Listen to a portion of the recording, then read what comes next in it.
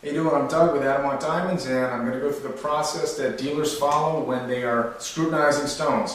This is something that we and our partners spend quite a bit of time doing with clients, and it's important so that clients get a good handle on the correlation of diamond characteristics as they, as you might see them on a certification.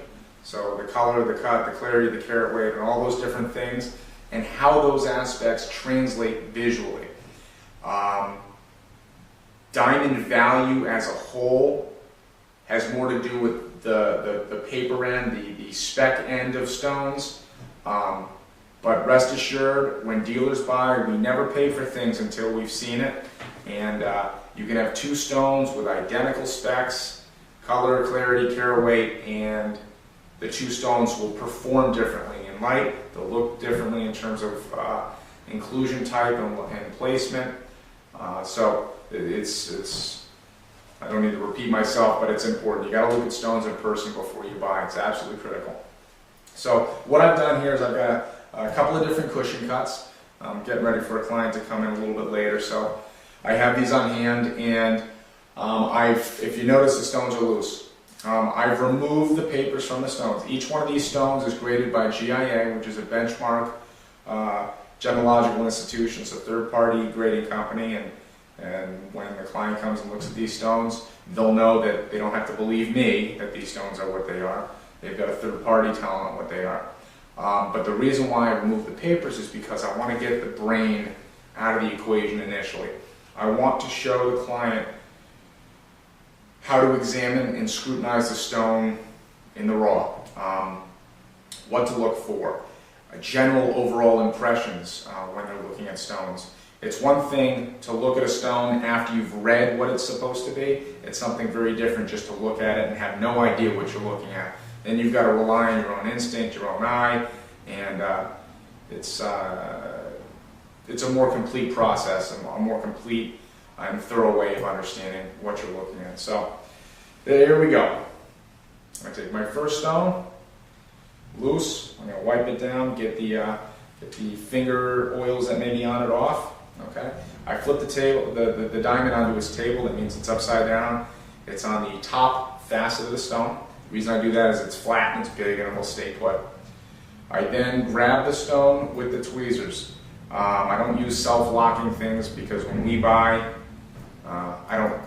I want to be able to maneuver the stone. I don't want the stone to be cut, portions of the stone to be covered with prongs. I want to be able to move it at will as a dealer and as a buyer. And it's not rocket science. I assume if I can do it, my customers can do it. Two ways you can grab a fancy stone, especially one that's got straight edges like this, an equilateral stone. You can either grab it by its edges, okay, or you can grab it on the bias. Okay, I usually prefer the bias. It keeps the stone from swiveling. And the first thing I'm going to do is just get general impressions. Put my hand behind the stone because when it's mounted, you're not going to have this open floating stone. There's going to be metal behind it. So I remove some of the light from coming up underneath the stone and just get general impressions. I get good contrast against my hand. Unfortunately, we've got to work with man hands. It doesn't look as nice as it will on your bride or on you ladies, but general impressions, light return, proportions of the stone, with cushions. Is it kind of rectangular?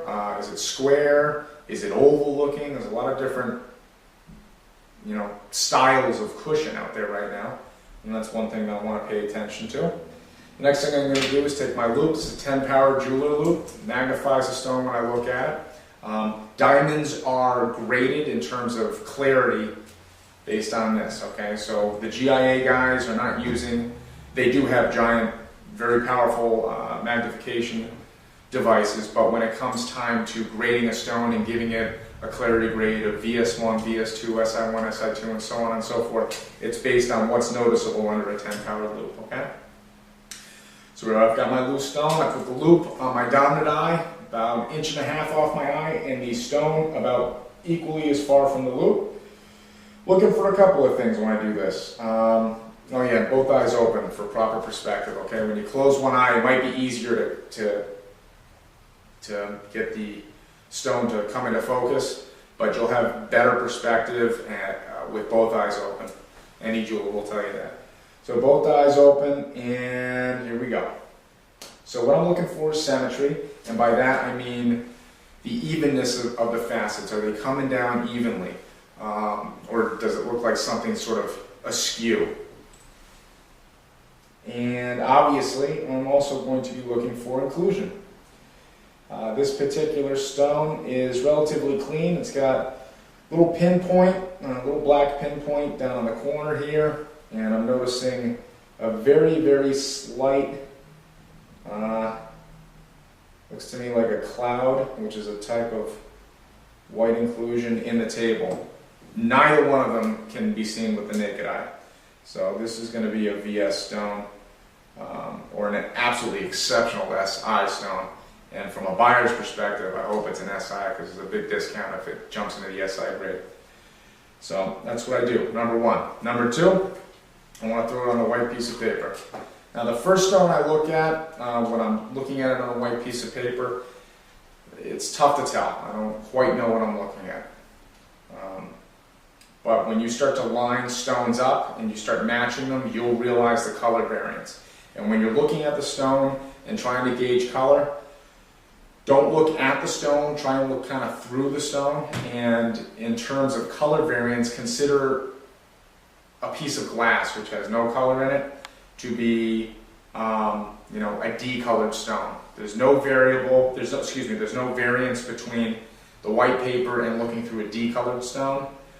E is one worse from D, F, G, H, I, all the way down. Once you start getting into the H, I, J colored diamonds, if it's pointed out to you and you're not colorblind, you're going to notice the difference, especially if you match a J colored stone next to an E or a D colored stone. It's going to be obvious.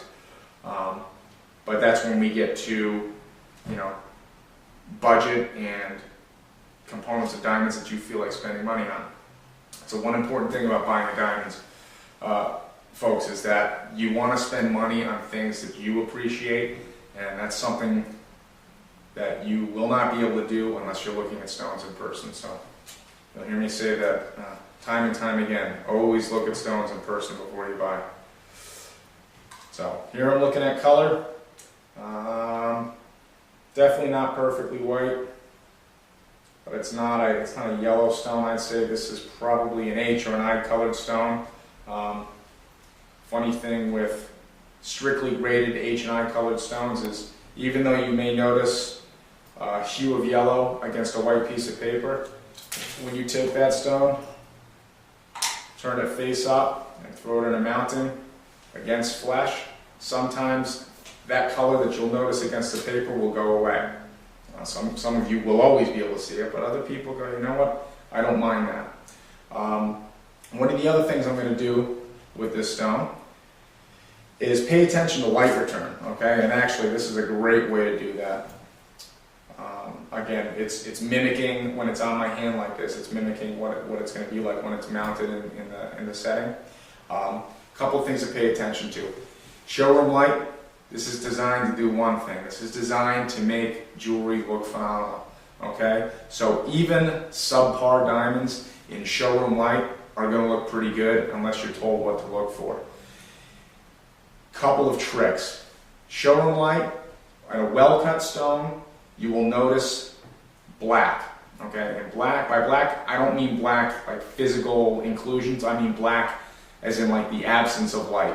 The stone is performing, it's taking light, bouncing it around, returning, it's holding on to nothing. So you'll notice light return, you'll notice flash, okay? And you'll also notice that the stone itself has some deep, dark, black spots to it. Now that blackness in direct light is a good thing. You take this stone into natural light, which I'll do in a second, you'll notice that that blackness goes away. The stone will take on a different appearance.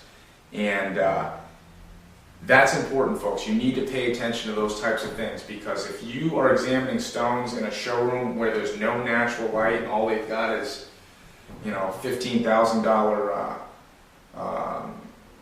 showroom lights, forget it. You're going to have a tough time. Even I would have a tough time seeing all the subtle nuances of a stone in that type of light. So make sure when you're looking at stones, you've got the option to look at it in this light. Natural light. Here we've got a deck that we can take clients outside to go look at the stone. We've got big windows here. That's important. So you do those different things. That's stone one.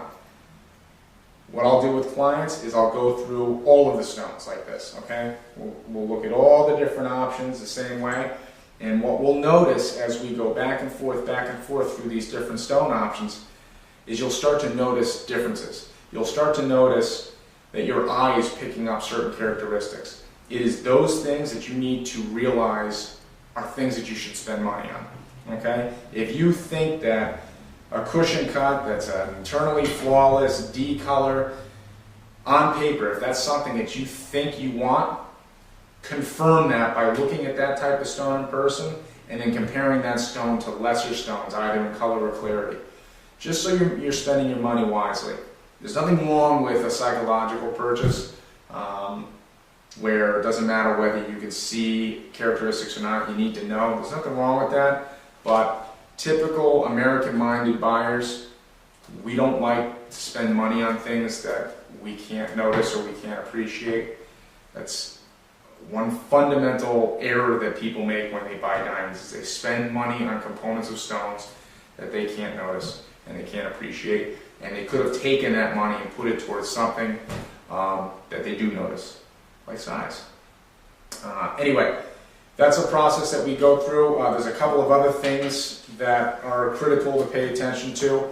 You'll notice on certifications, the top portion of most certifications, you will have measurement numbers. Those measurement numbers are confusing to some people. It's real basic, folks. The measurement numbers represent the top length to width of a diamond, okay? Basically the face-up dimensions of the stone. In round diamonds, it's the smallest to the largest point in the stone's diameter, okay? And then the last number, that third number there, is the depth. And all I'm using right here is digital calipers. All right? That's also an important thing to understand and to realize. People ask me often, well, how do I know my stone's my stone, or how do I know my stone matches up with my certification, especially if I say yes to a stone when it's loose, I make my down payment, and then the jeweler mounts it for me, and I come back and pick it up. How do I know he didn't swap the stone?